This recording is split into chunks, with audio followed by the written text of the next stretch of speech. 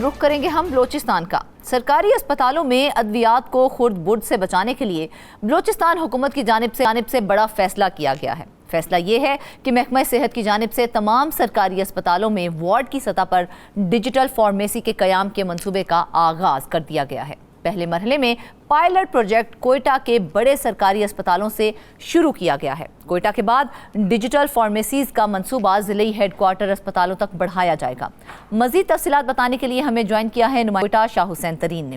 شاہ حسین، آپ ہمیں یہ بتائیں کہ جو سرکاری اسپتالوں میں ادویات کی خرد برد کو روکنے کے لیے حکومت بلوچستان نے ڈیجیٹل فارمیسی کا فیصلہ کیا ہے، کیا اس سے مسائل حل ہو جائیں گے؟ جی، جو منصوبہ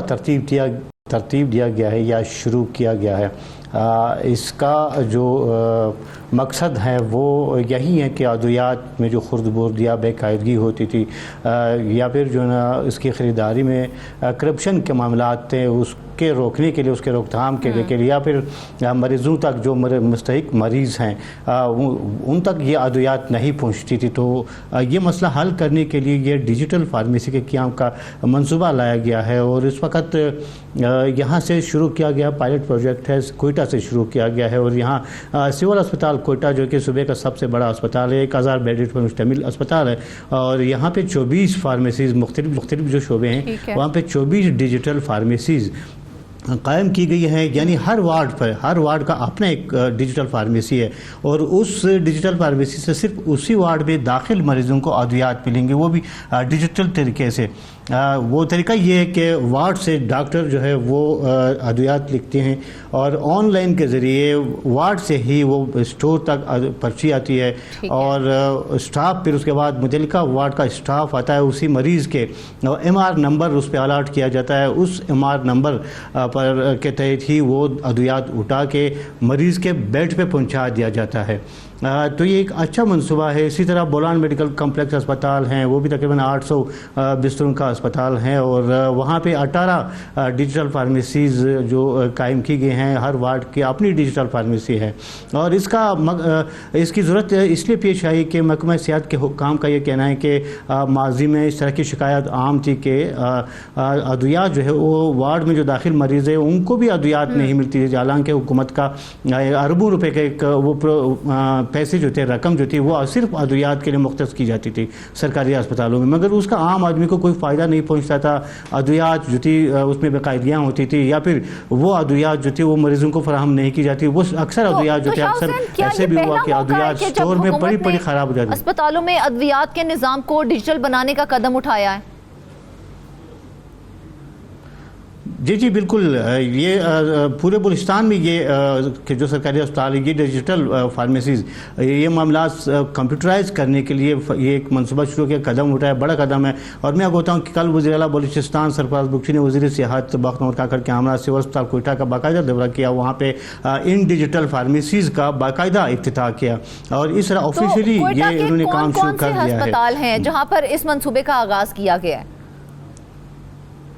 فی الحال کوئٹہ کے 2 بڑے ہسپتال ہیں، سول اسپتال کوئٹہ جو کہ 1000 بستروں پر مشتمل ہیں، اور بولان میڈیکل کمپلیکس اسپتال وہ 800 بستروں پر مشتمل اسپتال ہے، اور وہاں پر جو ہے وہ ایٹ اے ٹائم، یعنی سول اسپتال کوئٹہ کے MS نے ہمیں بتایا کہ ایٹ اے ٹائم وہاں پہ تقریباً 500 کے لگ بھگ مریض ایڈمٹ ہوتے ہیں، 500 کے لگ بھگ وارڈز میں مریض ایڈمٹ ہوتے ہیں، اور ان سب کو یہ ادویات ملتی ہیں۔ اور اس کے علاوہ لوگوں کو شکایت ہے کہ OPD میں چونکہ OPD میں فارمیسیز قائم کی جا چکی ہیں شاہ حسین؟ یعنی 24 سول اسپتال کوئٹہ میں ہیں، اور 18 ڈیجیٹل فارمیسیز وہ بولان میڈیکل کمپلیکس اسپتال میں ہیں، اور اسی طرح یہ تقریباً 42 ڈیجیٹل فارمیسیز ہیں، 42 یہ قائم کر دی گئی ان 2 اسپتالوں میں۔ اسی طرح کوئٹہ کے چند اور دیگر بڑے اسپتال ہیں، وہاں پہ بھی یہ منصوبہ آگے بھی بڑھایا جا رہا ہے، اور ڈسٹرکٹ ہیڈ کوارٹر اسپتال تک نیکسٹ ٹائم اس کا جو دوسرا مرحلہ ہوگا وہ ڈسٹرکٹ ہیڈ کوارٹر اسپتال تک ان فارمیسیز کو بڑھایا جائے گا۔ اور حکومت کا یہ کہنا ہے کہ اس سے معاملات جو ہے نا شفافیت کی طرف جائیں گے، اور یہ عمل جو ہے محکمہ صحت میں جو اصلاحات کا ایجنڈا شروع کیا گیا، اصلاحات لائی جا رہی ہے، یہ اس ایجنڈے کا حصہ ہے۔ تاکہ بلوچستان کے عوام کو کم از کم اربوں روپے اگر خرچ ہوتے ہیں صحت کے شعبے پر تو اس کا عوام کو براہ راست فائدہ پہنچے. وہاں پہ جو غریب اور مستحق افراد آتے ہیں ان کو براہ راست ان ادویات کا فائدہ پہنچے, اس بجٹ کا فائدہ پہنچے, نہ کہ یہ ضائع ہو جائے. کیونکہ اکثر ایسے بھی ہوا سطح پر ڈیجیٹل فارمیسیز بنانے کا کہا گیا ہے, اس کا کیا مطلب ہے, یہ کیسے کام کرے گی؟ یہ چونکہ یہ ایک کمپیوٹرائز سسٹم ہے, یہ اس کو سیٹلائٹ فارمیسی بھی کہا جاتا ہے. چونکہ یہ انٹرنیٹ کے ذریعے تھرو ہوتی ہے, تمام جو فارمیسیز ہیں وہ باقاعدہ انٹرنیٹ کے ذریعے, کمپیوٹر کے ذریعے وہ مین سٹورز کے ساتھ لنک ہوتی ہے. اور ان جو وارڈز, یہ جو وارڈز ہے یہاں سے ہر مریض کا ڈیٹا آتا ہے مین سٹور تک, اور پرچی کے ذریعے, انٹرنیٹ کمپیوٹر کے ذریعے آن لائن یہ ڈیٹا آتا ہے, اور اسی مریض کی ضرورت کے مطابق پھر وہ ادویات نکالی جاتی ہے. پھر وارڈ سے سٹاف آتا ہے اور وہی ادویات لے کے اسی مریض کے بیڈ تک پہنچا دیا جاتا ہے. چونکہ ماضی میں بھی ایسے واقعات ہوئے, اور حالیہ جو رپورٹ تھی 2017 سے 2022 تک کی جو آڈیٹر جنرل کی ایک رپورٹ تھی, اس میں تقریباً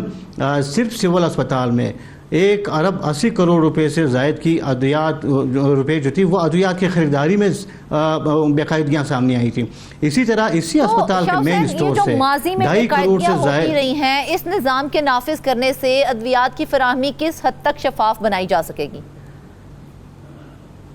کسی حد تک یہ معاملات شفافیت کی طرف جا رہے ہیں, اس لیے کہ